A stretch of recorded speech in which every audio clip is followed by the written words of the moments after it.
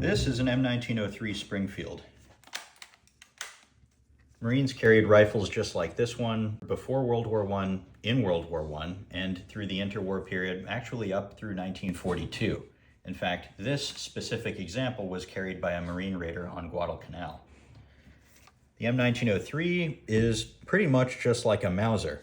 It's a bolt-action repeating rifle feeding from a 5-round internal box magazine loaded with stripper clips. On the back of the bolt, you have the safety.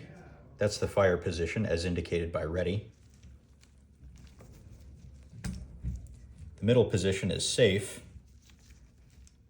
And the third position locks the bolt in case a Marine needs to go through rough conditions, crawl across no man's land, whatever the case may be. The bolt will not open inadvertently in that position. This is a magazine cutoff. This was a feature specifically requested by top military generals early in the 20th century who expected that whatever soldier or Marine was carrying this rifle would single load it with loose rounds until the time came when his position was being assaulted or when he needed to assault an enemy position, at which point he would disable the magazine cutoff, this position here, and have 5 rounds ready to go. On the on position, the magazine is disabled. You can only single load this rifle.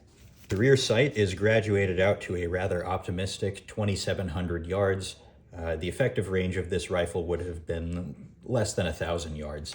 Toward the muzzle end of the barrel, you have a stacking swivel, a bayonet lug, and a hooded front sight post.